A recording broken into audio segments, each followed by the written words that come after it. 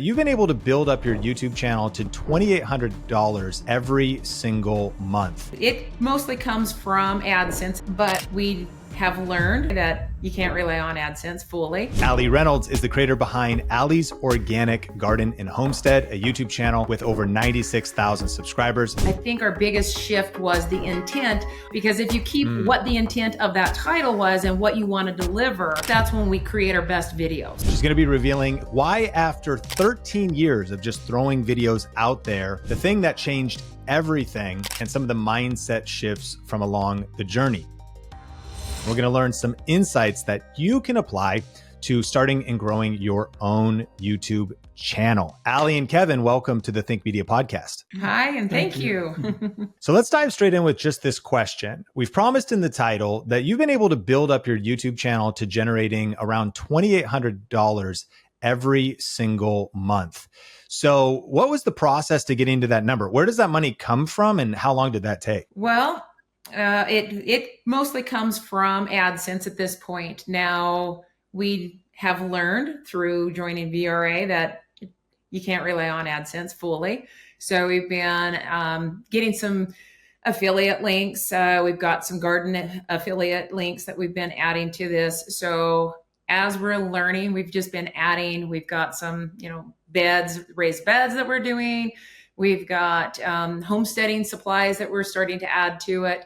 And I think each month we're just kind of growing what works into our YouTube channel the best. Now we're going to unpack your story more later, but the big idea is you've been doing this for a lot of years, but it's been recently, 13 years to be specific, but it's been recently that there's been a growth curve and you've worked with our team, you've done some stuff, but I'm just curious to hitting these new numbers of anywhere from $1,500 to almost $3,000 a month. How long has that been happening? Roughly about a year and a half, and it goes up and down a lot. I mean, we've stayed consistent, but our videos, the type of videos that we were putting out, we weren't sure what to put out.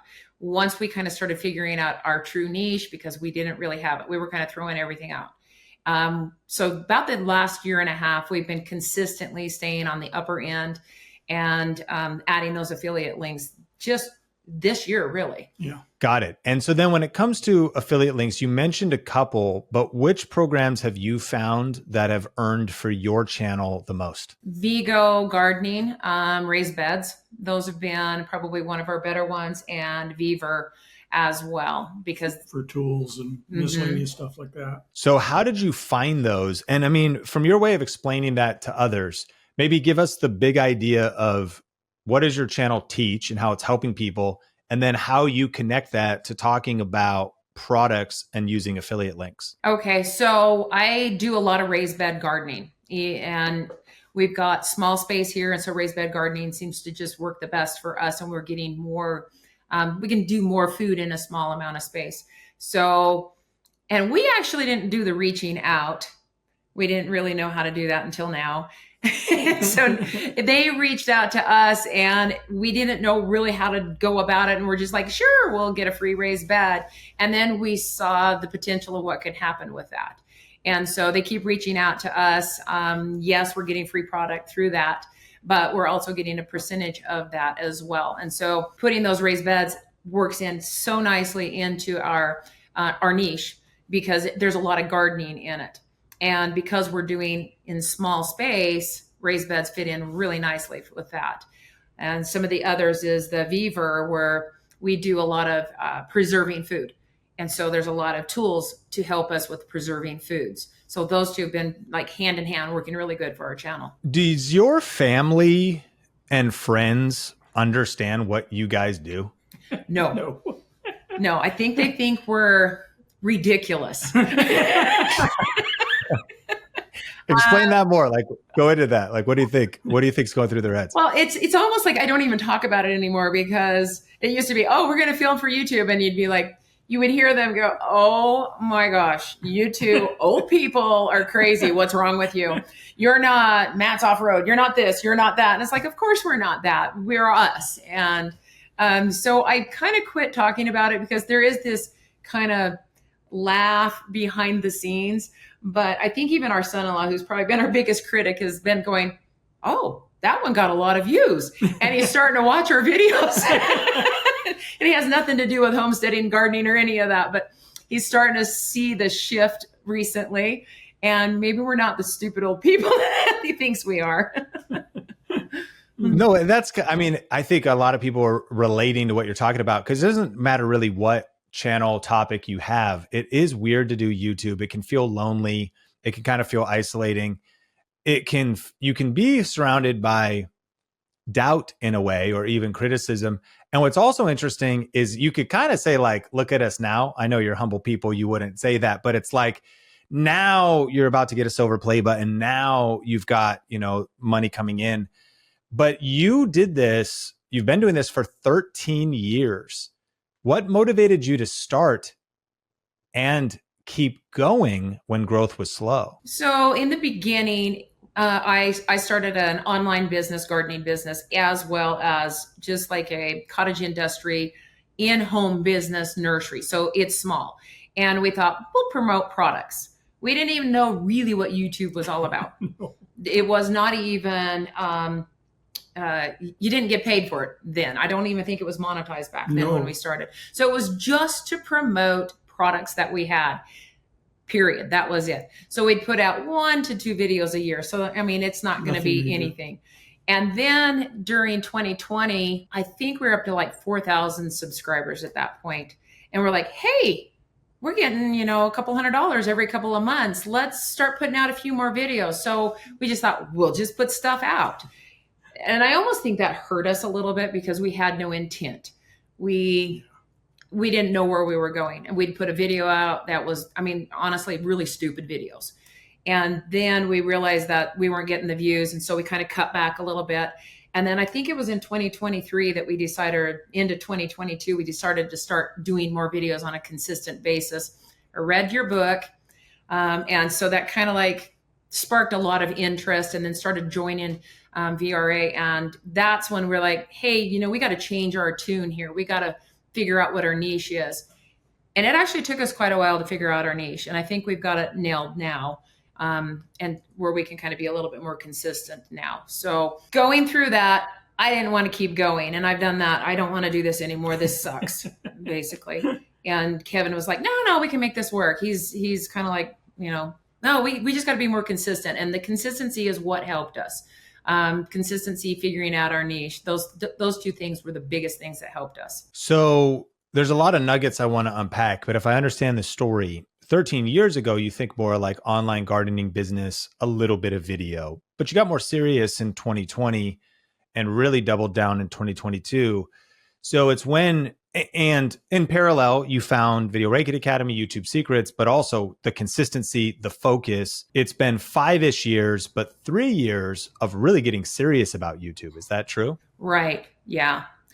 And I think creating better videos, better editing, all of that, having a hook, titles, all of these things. I remember probably one of the worst videos we ever did. It was like, hey, I've got this sickly little plant out here, and let's just title it "How I Helped My Squash Plant Get Better," And it was such a bad video. It was very easy to make. It was poor. So through a little bit of embarrassment, I said, I'm never doing that kind of a video ever again. And I think from that point forward, we realized that we needed to shift. And I was trying to be somebody else too. Got to be you. I followed a few other, I didn't watch much YouTube, and I started watching a few of them.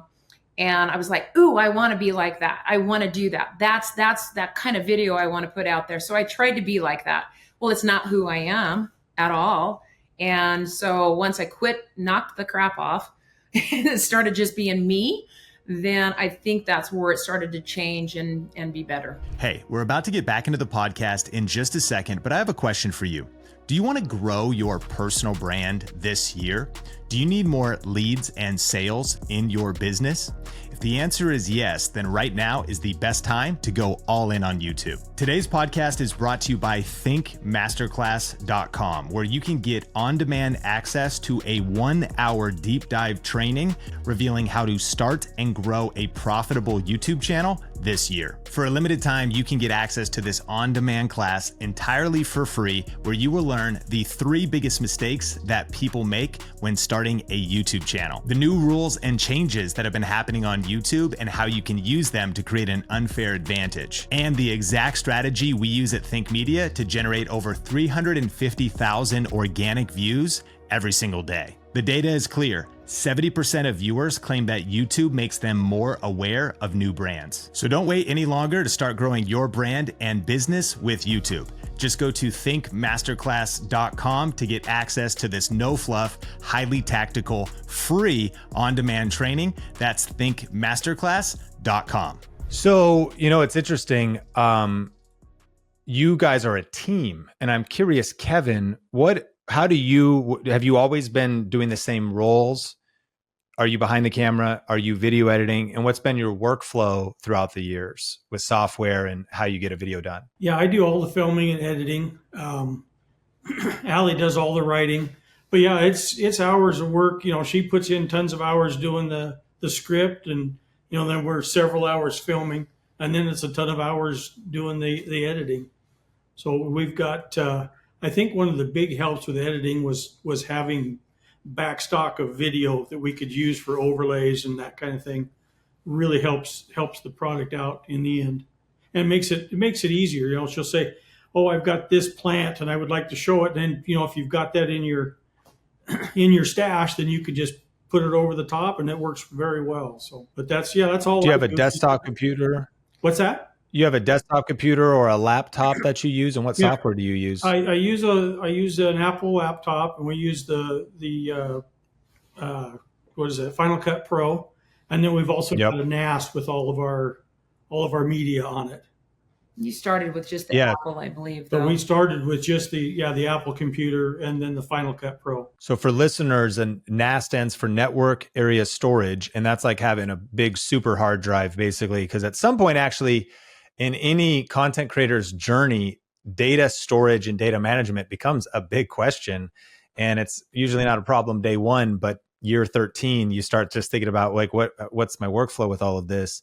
Now, I am curious to get a little bit more specific on how long a video takes for you. You mentioned, Ali's scripting, then there's the filming, then there's going to be editing. I'm sure you've gotten more serious about this over the years, but how many uploads a week or a month, and how many approximate hours goes into one upload? We try to put out one a week. We've slowed up a little bit for reasons that I'm sure you'll get into, but we've had to slow up a little bit so that we can create a better content. And but typically we strive for one a week. That seems to work really good for us. It takes me probably 4 hours to come up with ideas, do some research, and sometimes a little bit more, but just to get good information. I want it to be solid information. And a lot of times I'll write a complete script up, and I have my title there, and then I realize it doesn't match the title, and I have to totally redo the script. And then you're editing, I don't know. Well, we're probably 2 to 3 hours filming. Yeah. Yeah. And then editing, I'm going to say 4 to 6 hours. Depending on the length, like maybe a 15-minute video is probably 4 to 6 hours, 30-minute. And it all depends on how much B-roll that we use. So that takes a long time. You talked about the NAS and the management. I'm still working on the management part. That stuff just gets lost. Yeah. How to label it, where to file it. So that's actually probably the biggest time is looking that stuff up. Yeah, staying organized is a really good power tip, or lack of organization could just, slow you down. But a lot of this, we learn just from the pain of content creation, editing, trying to, improve our processes 1% better every time. So about 4 hours on ideas and research. And are you done, Ali, after about 4 hours with a final script? What do you want to say, your research? Or is that a different part of the phase? That's pretty much it on a good day without interruptions. Yeah. So saying that, it would seem like maybe you're dividing and conquering the work here, especially once it hits editing. But it seems like maybe 10 to 20 hours a week to get a video done. Right. Oh, yeah. Yeah. Yeah. 20 being obviously that's no small amount of time. But if things are really efficient, 10 is maybe the fast track. Correct. Yeah. And so a couple of takeaways before we keep it going, because I want listeners to have some nuggets here and maybe a few follow-up questions. One of the biggest mistakes you mentioned from staying stuck was not having intent. You're like, we were not being intentional. And it sounded like when you shifted from kind of just being random on YouTube to being intentional on YouTube, things began to change.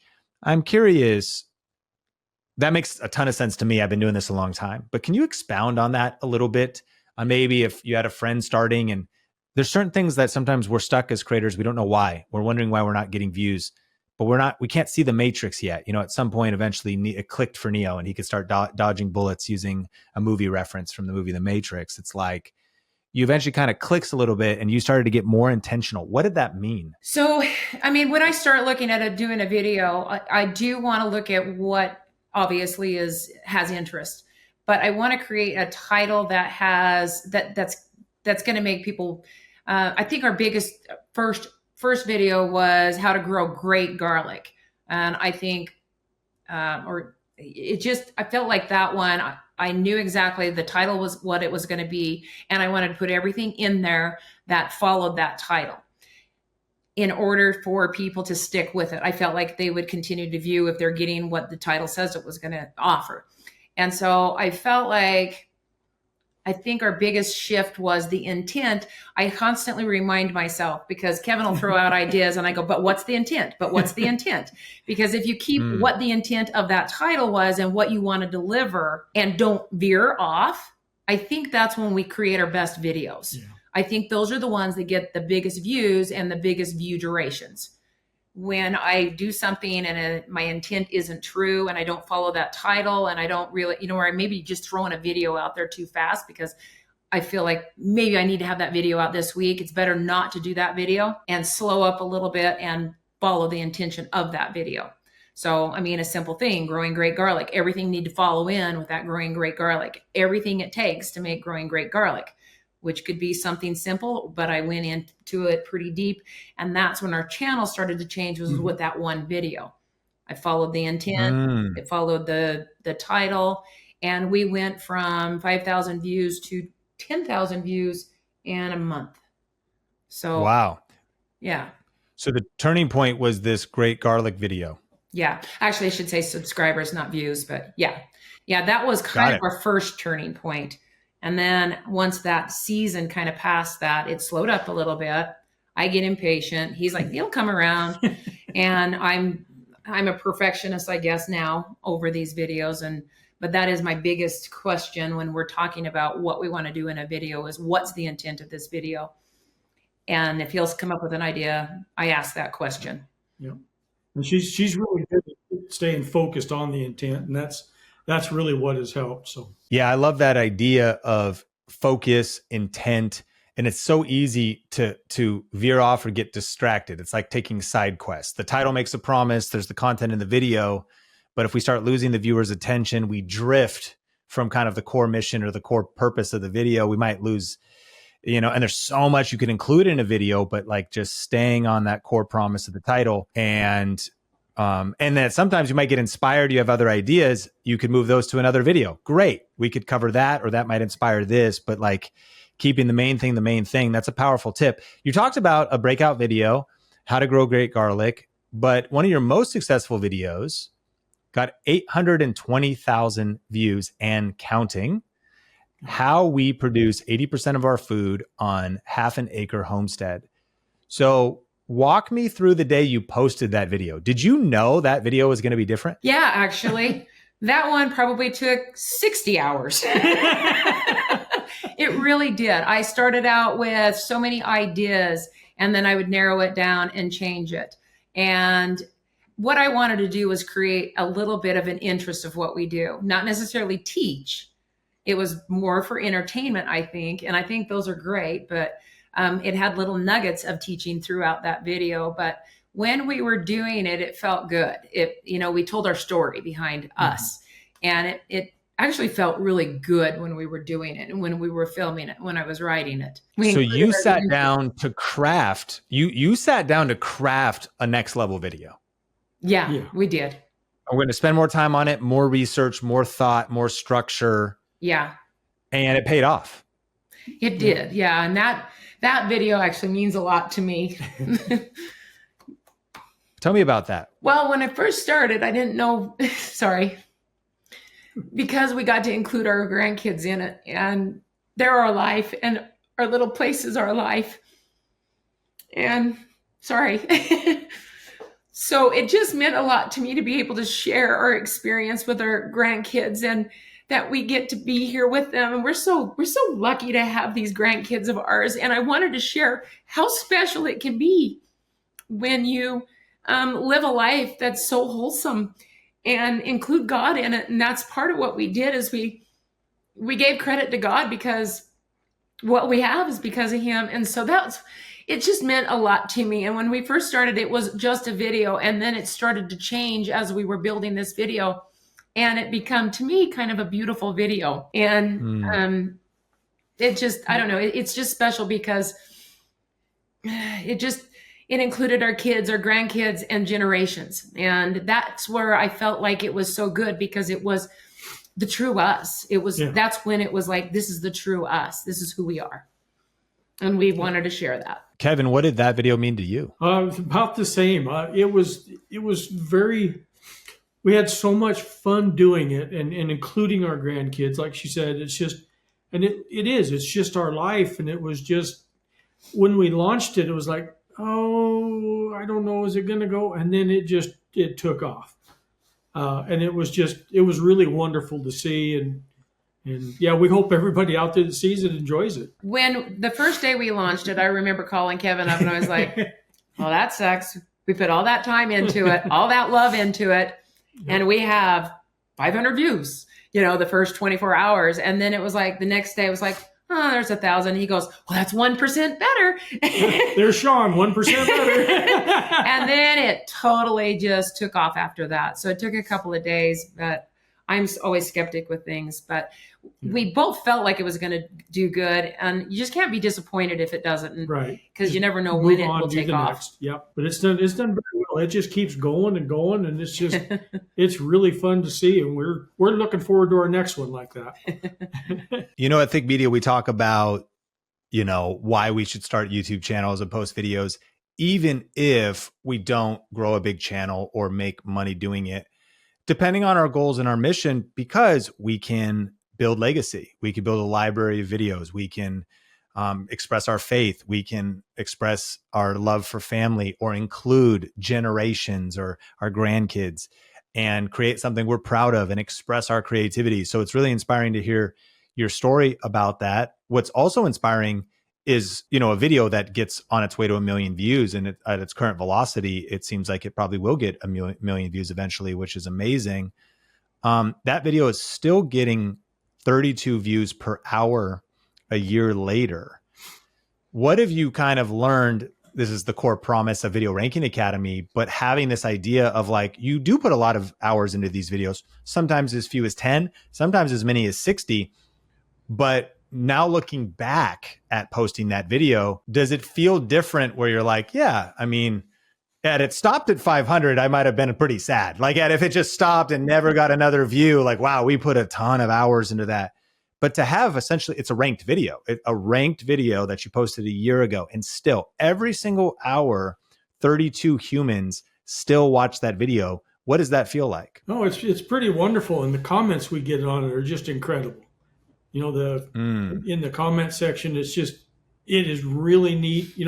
Like she said earlier, we praise God in it, and we get so many comments thanking us for that. And I just think that's amazing. Yeah. Well, it is. It's neat that it's still going, and it shows that there's interest in what we're doing. Yeah. So it makes it easier to keep going. Sometimes, and sometimes you could go through a lull on YouTube. Even the most successful channels do, and sometimes you lose the wind in your sails. But that's a good point. It's like a breakout video, someone thanking you in the comments for posting, can just be renewed vigor and energy. I am curious. This is a big tension. you now have been on both sides of the coin, meaning you've been on the, okay, we need to get a video done. Sometimes in your own words, you kind of rushed it and you're like, we sort of rushed it. If we would have slowed down and really kept it aligned, kept the intent strong. So you've spent 10 hours up to 60 hours on one video. What would your advice be for trying to find that balance? Quality versus quantity, even as you're now approaching getting your silver play button soon and continuing to grow your channel. Quality all the way. Absolutely. Yeah. Yeah. Because, well, for one, just for yourself, I think just for you. I mean, practice was great and learning was great. It's good to have those videos that weren't so great because you can look at them and go, what could have I done better besides 100%? But, you can look at that going, well, I don't want to repeat that. And then you have one that's good and you go, you try to grab the little morsels out of that and grow off of that. Those are the ones that we actually want to be proud of. From now on, we want to be proud of everything that we put out there. We don't want stuff that's not so great. I mean, the views, whatever, but I just want quality video, whether we get views or not. I want to feel good about each one of those videos that get posted. Well, I think some of our best videos are videos that we've got all edited, all done, and then we leave it. We don't post it. We just leave it sit, think about it overnight, look at it again in the morning and go, oh, I want to change this, and we'll change it. And I think those ones come out the best. Don't rush it. That was one thing about our one video that did really well is we did kind of have some parts in there and we did a lot of B-roll and we did kind of let it sit a little bit and simmer.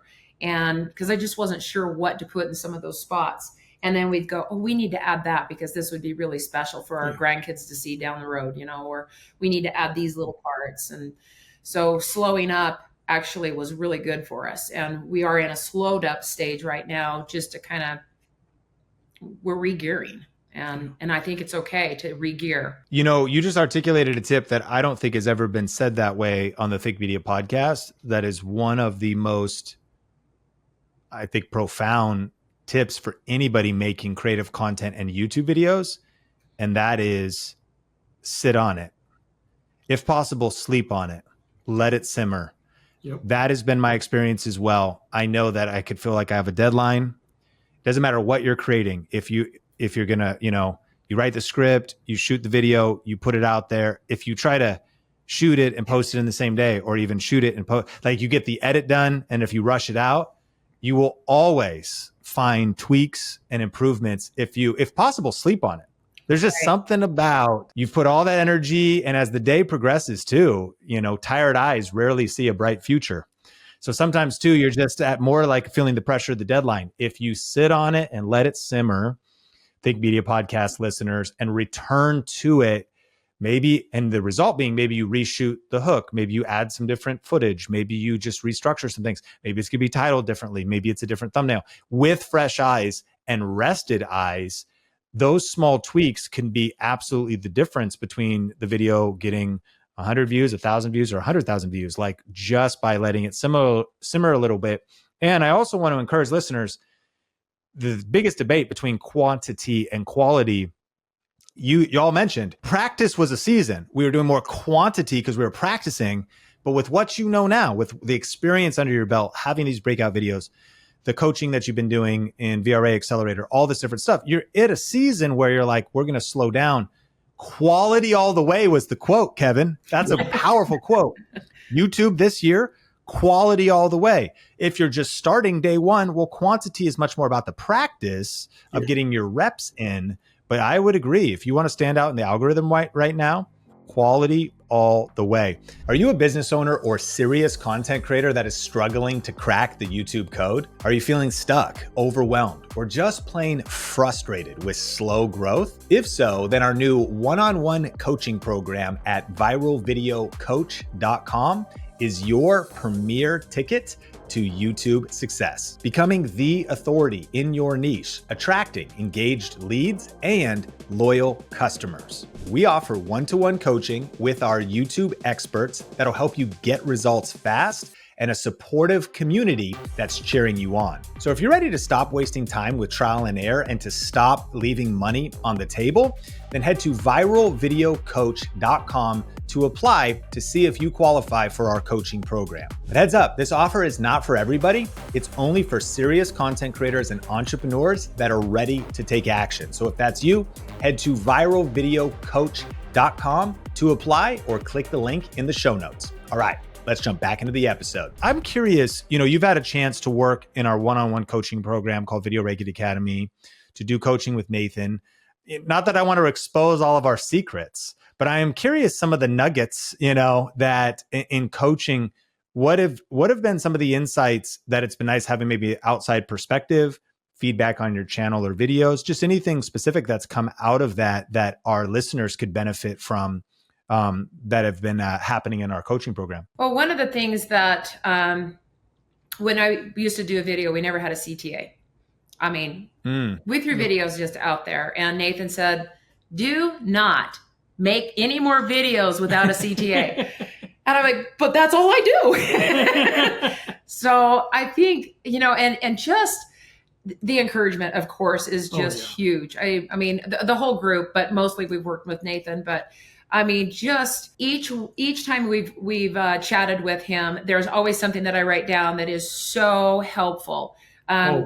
Sticking to what you are. Don't put anything out there without a CTA. Stay true to who you are. And then he tweaks our hooks a little bit. I'll send him something, and he's so helpful with that.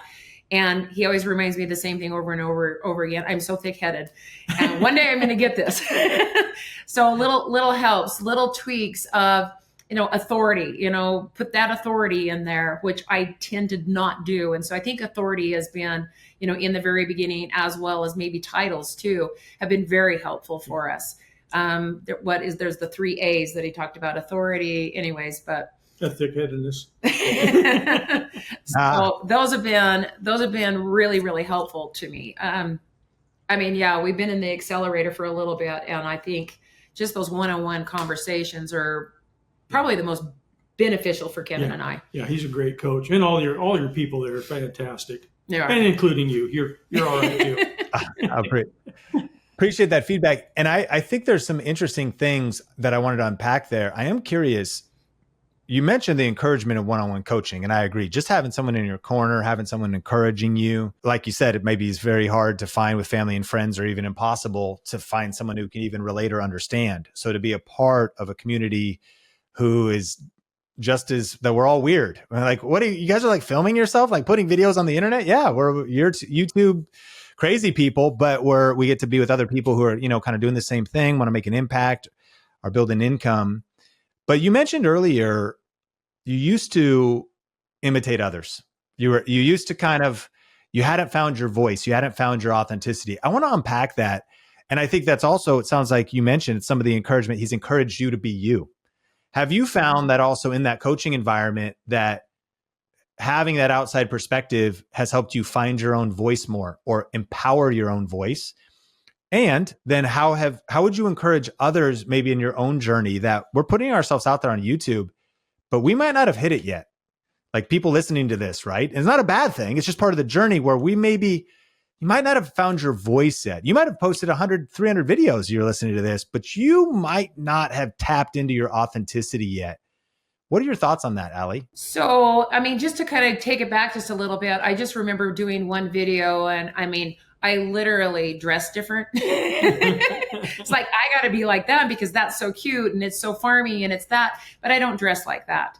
So I always wear a hat when I'm in the garden. So that made sense to me. But it was just this imitation of other person. It felt like a fraud in a way. I felt like I was trying to be, this glorious thing that they were on YouTube. And I thought it was pretty cool to watch them. I enjoyed watching them. But then when I turned it back on myself, and when you try to be somebody else, it's so obvious. People can see right through that. You can't, when you're you, they know you're you. Yeah. When you're speaking the way you speak, and even though it may be hick talk, they know it's you. But when you try to put out something that is absolutely different than how you act on a day-to-day basis, I think people see right through it. People see right through it. Yeah. And so I do feel like when we shifted, and I was like, I'm tired of this. I don't want to try to be like this. I mean, they're getting great views and everything, but it's just too hard. It's so much easier just being you. They have their audience, we have ours. Yeah, and that was something we didn't really realize. I think when we first looked at it, it was the audience was just of a whole, but it's not that way with YouTube. What year did that epiphany hit you? Year and a half ago. I don't know. Probably the first. We probably tried to do that probably the first 9 months to a year when we were really getting into it. So probably the end of 2023. So to remind listeners of the timeline, you first start the online gardening business thing 13 years ago, but you get really serious in 2022, more serious. You start uploading more consistently in 2020. And then by 2022, you were at like 4,000 subs. I guess what I'm getting at is your discovery in a way of your true self, which was always there, but you're like kind of clicking into another good word for it would be alignment. There's something so powerful as humans when we're in alignment, it resonates with other people. If we're aligned with our values, our true self, our strengths, our weaknesses, who we are, what we care about, the quirks about us. If we're in alignment, it resonates with others. If we're in that alignment with authenticity, it comes through. And when we're out of alignment, for some, they might be able to fake it. It doesn't mean you can't get views. It doesn't mean you can't even have a breakout video. But I like what you mentioned. I felt like a fraud. Yeah. Like, we could catastrophize how bad that is. I wouldn't think you were lying. You're just trying to kind of find your voice. You're kind of imitating other creators, but you're wanting an alignment. And so you don't feel internal congruence. So you're less powerful on YouTube because you're not in your strength. You're trying to, if we throw out a niche biblical reference, it's kind of like David wearing Saul's armor. It's like, this isn't my thing. King David and Goliath, he eventually is like, listen, I'm going to do the slingshot thing that I know. I'm going to use the stones and the slingshot. This armor doesn't fit me. I haven't practiced in this. This isn't me. And he's stuck with really how God created him to be. I'm throwing out some thoughts there. Is this kind of making sense? Am I articulating this well? You are. Yeah. I think, and I don't know if I can speak for everybody else, but I think I kind of can for at least a majority of people, is we're looking for views when we first start out. We're looking for subscribers when we first start out. And I think when we let go of that and don't worry about that and just try to create a solid, good, well-informed, entertaining video, I feel like those are the better ones. I think that's when you start being who you are, and then it just takes care of itself from there. Yeah, we went to your VRA Live, and you were on stage and you said authenticity is where it's at. I think that was actually a good help for us. I mean, I think we were already on that road, but that reinforced it. That definitely reinforced it, and it really made us think, and that's where we're at. Well, I got a couple other questions for you, but I do want to put a pin in this for listeners. You're still on a journey, but now, I mean, you're about to get a silver play button. You've crossed so many milestones. You're reaching heights that so many of our listeners want to achieve. But I just hope listeners are encouraged. I want to encourage you. Don't keep posting. Don't overthink your lack of authenticity, because you're doing your best. It's like, well, because sometimes it might paralyze you. Am I even being authentic? You're like, that is me, but is it me? And you can get stuck in your own head. Keep going, keep posting, do your best, make your next video as good as possible, and be encouraged. Because Ali, you saying, after 13 years, I kind of like really locked into my voice at about year 12, basically 11 or 12. Only after a decade did I truly find. But you both, Kevin and Ali, are speaking from a place of wisdom. And from that place of wisdom and real experience, you can help all of us go faster. And I really want to acknowledge you for that. And then again, encourage listeners. Authenticity is a journey, and so many powerful nuggets in there. As we land the plane, I am curious, you did mention posting videos for 13 years, and eventually there came an epiphany of, wow, we've actually been doing this without intention. We have been doing this kind of randomly, did you have any, what was going through your mind when you had the realization of, my gosh, we've invested so much time, so much energy, so many years in this. Was there any feelings of regret or loss or frustration? Are you always optimistic and just like, well, it's all learning? Or did you think like, man, shoot, was there kind of a gut punch at all? Having, you don't know what you don't know, but as soon as you knew it, you might look back and be like, you know what? Let's just take a break. This weekend we're good. You know what? I'm kind of frustrated. Like, at least we know now. Does that make sense? I'm trying to get also, I want you to be speaking to our community, because there's a lot of individuals, we talk about, you edit for 7 hours and then you get 7 views. That gap feels like something. It could be discouraging. It could be frustrating. Multiply that by you're posting for over a decade, not consistently immediately, but that's a long time. What was going through your mind when you kind of had the realization like, well, we've put a lot of energy in this, but we've kind of been doing it wrong? And I wanted to quit all the time. Kevin's my great encourager. I would go, well, when is enough? When is enough? When is 100 views on a video enough? When are we going to quit? And I would always say, we need a date. And he'd be like, no, we're just going to keep doing it. So he was always really good to encourage me, because I think you need. Kevin's the secret. That's the problem, is everybody needs a Kevin. If they want to keep doing YouTube, I guess. Yeah. But it has been up and down, up and down. And I think it's a journey. 10 years, we put up 30 videos. So it was not much at all.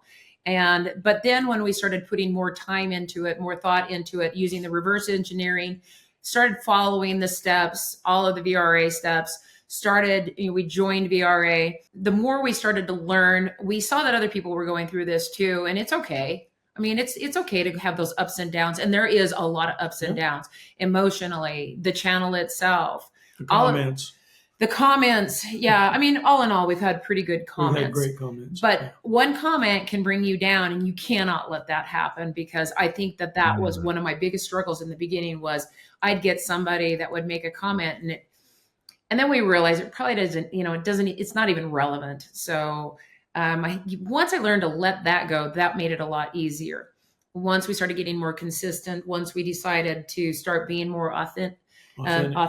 Once we started to actually do what we love instead of what we thought that was the most important to do, it started to get a little bit better. And then everything just kind of has changed a little bit. I can't say it's easy right now. We're going through a lot of changes in our life right now, a lot of challenges. And that's the hard part, is those, we keep working towards it. I'm still building videos in my mind if I'm outside and writing stuff down, putting little notes in my phone when I'm outside. This is a good idea, to put into this video in the future or whatever. So these things I think that's pivotal is for us, it doesn't matter if it drops. It's going to come back up. It'll come back up. It just seems like it's ever revolving. It seems like when it comes back up bigger and better. Yeah. I think, my biggest takeaway too is I think it hit all of our listeners when you said, I wanted to quit all the time. Everybody listening now no longer feels alone in the same way they would. You're not the only one. So that's so true. Like, I wanted to quit all the time. When is enough? And I know listeners, we get that question. When should I? Is there a time when I quit? Is there a time when I shut it down? Is it 100 views a video? I'm stuck at 400 views a video. When do I quit? Answer, get a Kevin. You need a Kevin in your... You need a Kevin to just remind you, you know what? Just keep going. You know what? There's going to be ups and downs. You know what? We're just going to keep. And I think also the big takeaway of getting out of just maybe your own thoughts and just your own staring at your channel and getting into a community like Video Rake-It Academy. And again, I don't want to overly promote that. But get into some community, get into a community with someone else and a group of people who can, help you see something you haven't seen, give you a system, give you a framework. There's always tweaks we can make, changes we can make. Some powerful insights. Okay, truly landing the plane. But you mentioned you're going through some transition. And not only have you reached mountaintops, sometimes when you summit a new mountain and your YouTube journey, you kind of realize you're still at the base of a whole nother range of challenges and mountains ahead. And you're running a homestead. you're adding some business stuff. Maybe that's a conversation we could have later, thinking about a course. That's definitely a conversation for another time, or building an email list. But from running a homestead, transitioning a business, raising kids, how are you finding time for all of it? And what is maybe just some of your advice, or at least the challenges you're learning in this season right now? This has probably been our most challenging year.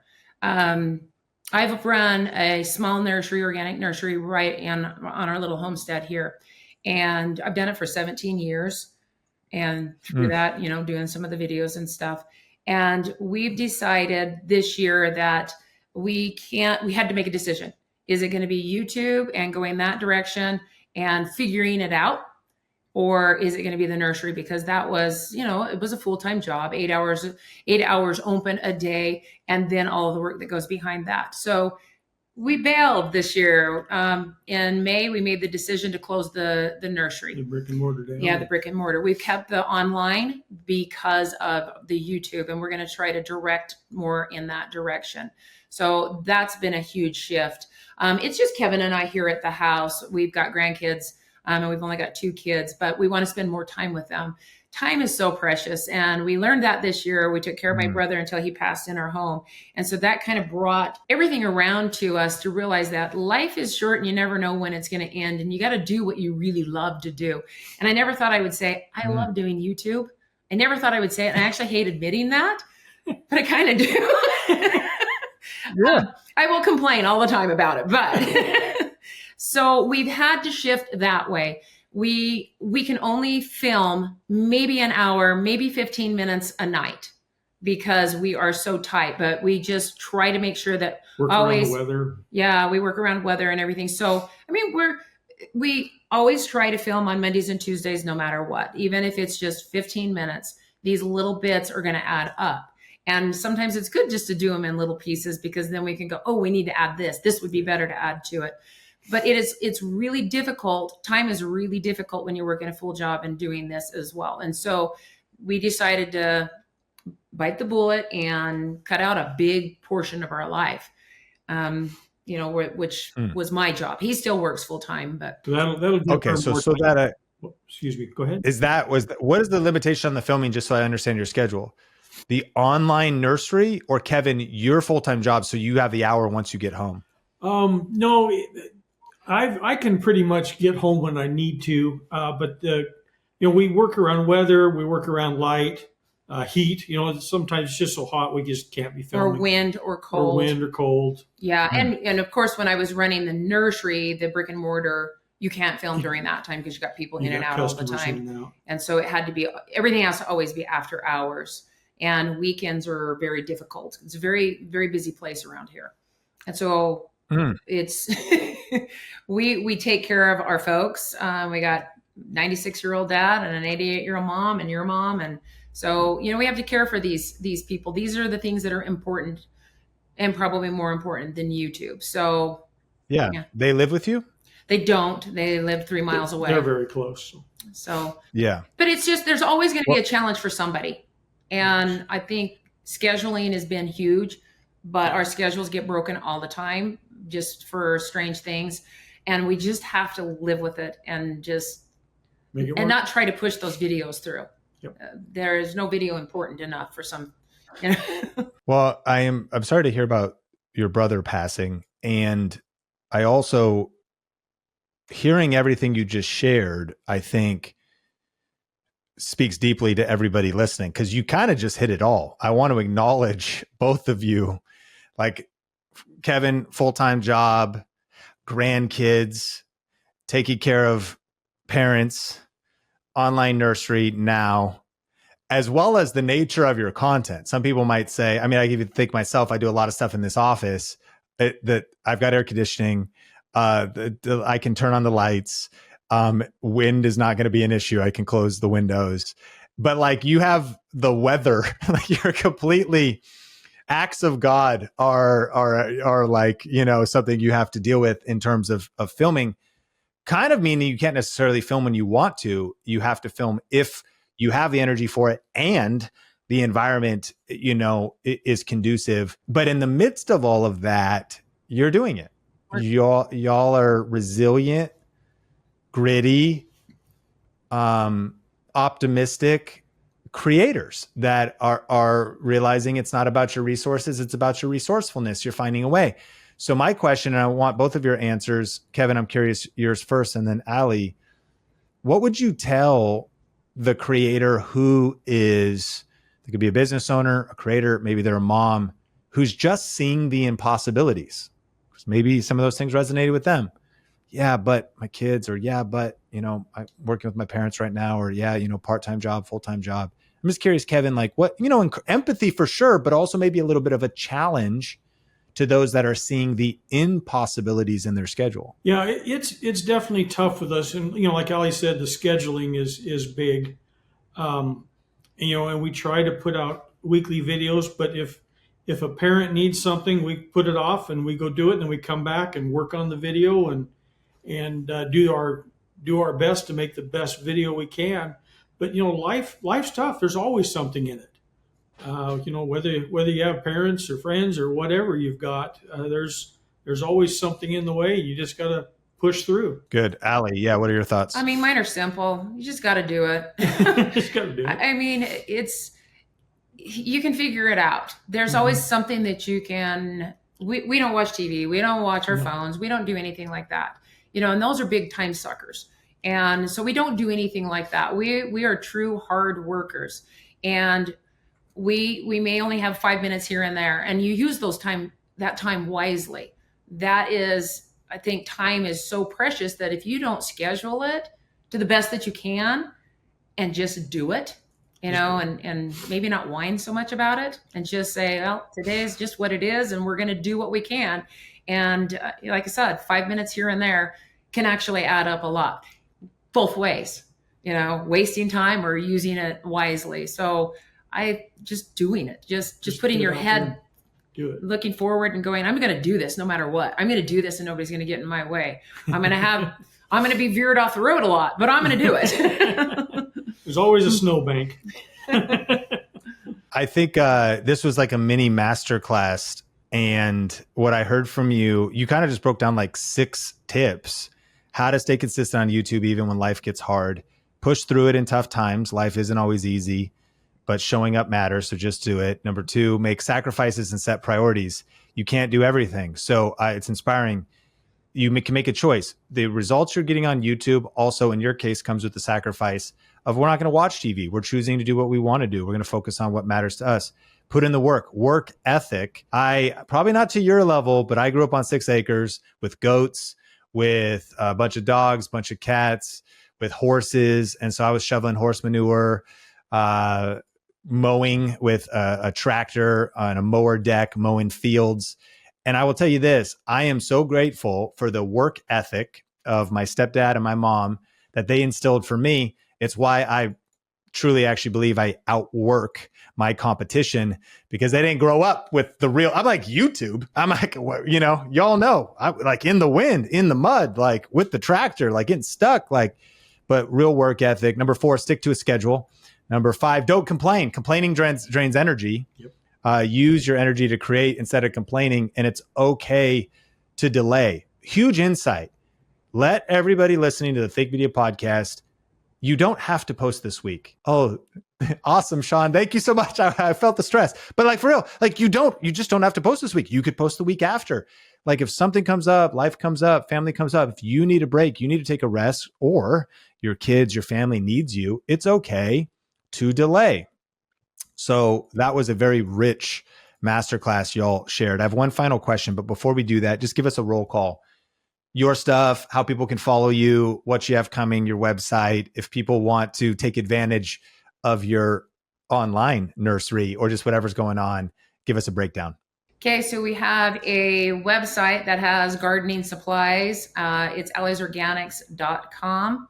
We have a handcraftfromthefarm.com, which is things that come from our place, wooden spoons and things that we spin from the goats that we have here that we shear. We have our YouTube channel, Ali's Organic Garden and Homestead, and it is on Half Acre Homesteading. And I think that's about it. I think that's it. Yeah. Okay, so one final question. If everything disappears tomorrow, with everything you've learned, your YouTube channel, your subscribers, my gosh, can you feel the pain? 96,000 subscribers. Your channel gets deleted, your affiliates, but you still had your knowledge and everything you've learned, and you still have your land. So you're still on your homestead. How would you start again? Oh, wow. Well, go out and pull weeds. it would probably be more continuing, but Yeah. I mean, I might go, never mind. And then, sleep on it. The emotional reaction's fair. You know what? You're like, I give up. Yeah. But then, of course, Kevin comes in. He's like, you know what? We're just going to keep going. Yeah. And it's exactly what it would be. I would be so, can I say pissed off? Please. Fair. I would be so ticked off if that happened that I'd throw my hands up in the air and go, I give up. And then Kevin would go, well, we know how to do it better the next time. And then the next morning I would wake up and go, you're right, honey, let's get going. Yep. So yeah, we would probably do it again.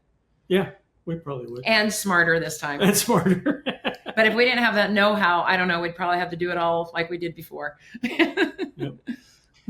I love what you said, because the knowledge is priceless, and it would be very discouraging, but the real big takeaway of today's episode is we all need a Kevin. We all need a Kevin in our corner, I think we all giving us that encouragement.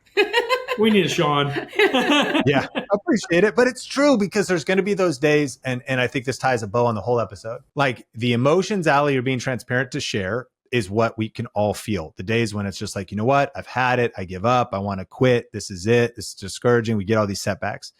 And then the mentality that we need is like, all right, well, maybe we should take a break. Maybe we should pull some weeds for a while. Maybe we should relax. Maybe we need a nap.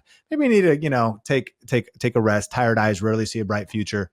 But then let's get back to it. Let's roll up our sleeves, get back to it, and then keep posting one video at a time, getting 1% better with every single upload. And I just want to acknowledge Kevin and Ali. Thank you so much for coming on. This has been an incredible conversation. It's been great spending this time with you. And I also want to honor you, Think Media podcast listeners. If you got value today, smash the like button or rate and review wherever you listen to the podcast if you're on the audio version. My name is Sean Cannell, your guide to building a profitable YouTube channel, and I cannot wait to connect with you in a future episode.